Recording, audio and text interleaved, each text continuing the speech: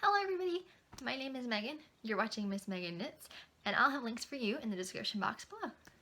Check out my new sweater! Woo! It's super warm and cozy and I love the color on me. This is the Ribbing on the Runway Pullover from 10 Hours or Less Designs. The yarn is Cloudborne Fiber, super washable, super bulky, and I used size 15 needles to get gauge. Mom got me these supplies as a kit from Bluprint for Christmas. The kit comes with yarn and the pattern.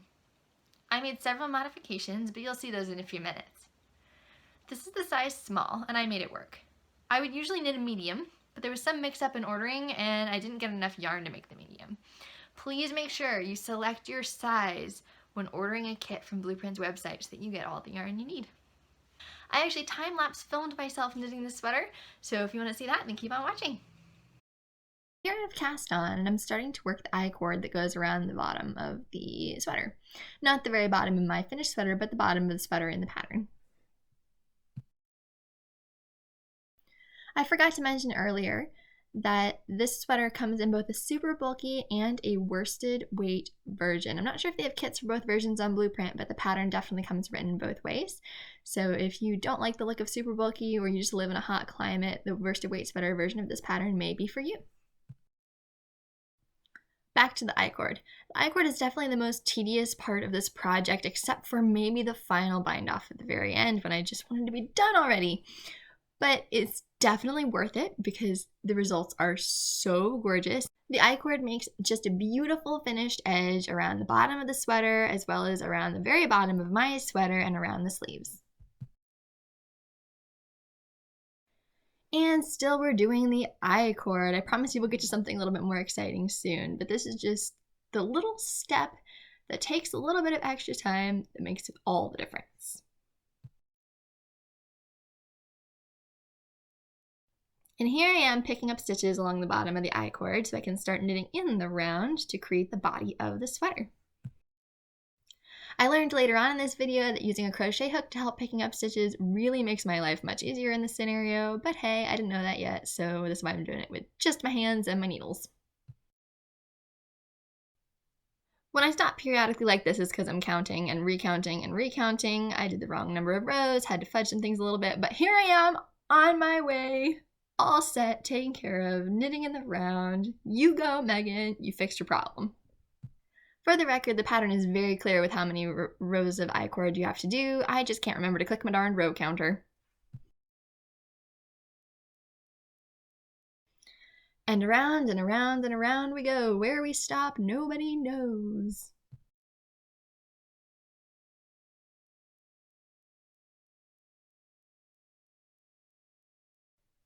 So I'm not going to show you the complete entirety of the whole body of the sweater because it's basically this over and over and over and over again for a considerable number of minutes. But I did want to show just how much really simple knitting in the round this really is. A lot of it is stockinette, but it looks really classic, really elegant, and it doesn't really seem like a sweater I knit myself. So I really, really like when sweaters look like that. One of the things I really love about time-lapse footage is you can actually see the sweater growing underneath my needles, which you can pretty much see with super bulky yarn like this anyway, even real time, but in time-lapse it just looks even cooler. Also, I am doing the cable that goes down the side front at this point. That's why there's two markers in there. One of them is telling me where the beginning of my round is, and one of them is telling me where to put my cable. I also have my row counter going, which if I can remember to click it, will be very helpful in figuring out how many rows I've done between the cable repeats. As is the case with knitting and crocheting large objects at this point, it's getting a little unwieldy for me to hold on my lap and rotate and flip and turn like this, but it will only get worse from here because the sweater will only get bigger. It's definitely worth it though. I don't think it's worth it. This is also where my wrist braces begin to make an appearance. I do have carpal tunnel in both wrists, and large needles and large yarn do aggravate it more than small needles and small yarn do. So the braces give me a little bit of extra support, a little bit of extra help, and allow me to knit for longer without feeling any pain. Of course, as always, I stop as soon as I feel any pain at all.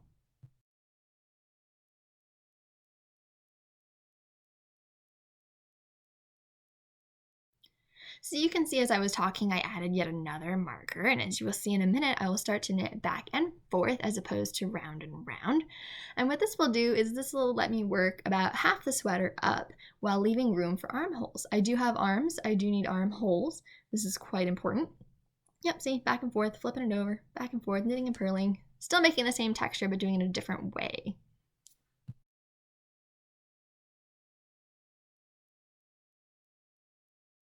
This is the front of the sweater that I'm working on here, the front yoke. So it does include that cool diagonal cable with the 2x2 rib coming from it. The stitches from the back are just resting on the needle right now. Pretty soon it will be time for me to slip the stitches on the front onto a piece of scrap yarn. And then I will be ready to, there's scrap yarn, and then I'll be ready to work the back. The front is done up to the shoulder at that point.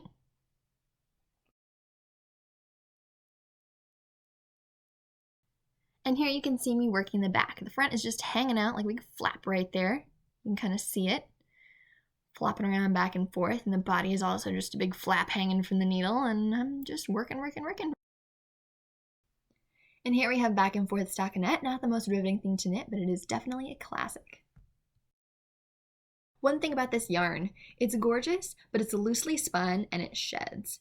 My dad, who does the vacuuming, said it was like having a second dog. It didn't seem to shed all over me when I was wearing it or anything, but definitely was all over the floor as I was knitting it, and there were even fuzzes big enough to gunk up my needles that I had to pull off my hand. Still, beautiful color and beautiful stitch definition. Now here you can see me joining the front to the newly created back. The green needle holds the stitches from the front. You can see I bound off across the back, read the instructions quite carefully, and slipped the stitches back onto the green needle from the front so that I could do a 3-needle bind off to connect them. Now it's time for the first sleeve. The first sleeve should be the only sleeve you see, just because I didn't want to show two of the same thing. I'm trying to speed up the sweater knitting, not slow it down. But promise you, second sleeve was made exactly the same way. Picked up stitches from the opening that was left when joining the shoulder, and now I'm knitting around and around and around again. I'm using a traveling loop method simply because I didn't have DPNs on hand with the whole COVID outbreak. I couldn't exactly go to the craft store. So I just had to make do with the needle I had and use the traveling loop method. But DPNs would have been much easier, much less frustrating, and that's what the pattern designer and I both recommend you do if you ever knit this sweater. You could also try using a long circular and doing magic loop. No matter what you choose, you'll get the same result, but I think DPNs for me would be the much least cumbersome.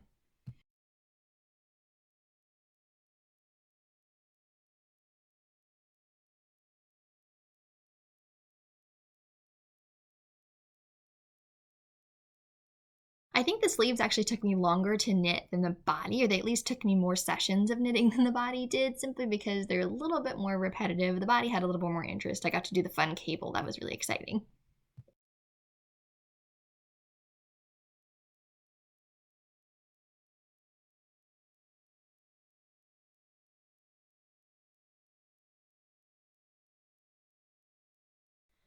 Not shown here is where I kept trying the sweater on and trying the sweater on and trying the sweater on and making sure the sleeve was just the right length for me. I didn't use the measurements in the pattern. I simply used my own body measurement. I feel like I got a better fit that way.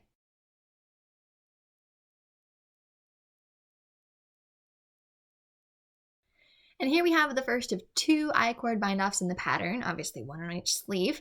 I did also include another I-cord bind-off when I lengthened the body. This is actually really fun. It leaves a really nice polished edge. The only thing is it's slightly difficult and slightly more tedious than just a regular standard bind off. I think it was worth it. Now on to the neck. You can see me very carefully placing the stitches that I had on hold onto my needles, and then going through and picking up stitches along the back. Basically making a tube again so that I can knit in the round again. Still using that traveling loop method, still don't like it very much, but hey, it gets the job done. I'm doing a 2x2 rib on the neck. My only modification to the neck was that I actually made the neck half as tall as in the pattern. The pattern says to go to a certain number of rows. I did half that many rows, tried it on, and decided I liked the results. Perfectly fine. Quick, easy, simple. My neck doesn't fold over. but it doesn't have to. You can see me binding off here.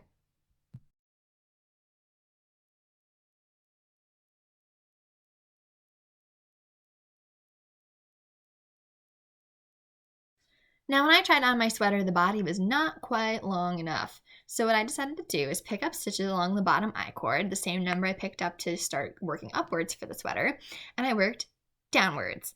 I chose to do a 2x2 rib. I debated doing a stockinette, but thought the 2x2 rib might complement the neck and the upper chest nicely. So here you can see me doing just that, working around and around and around in my 2x2 rib, and I finished off with an I-cord bind off.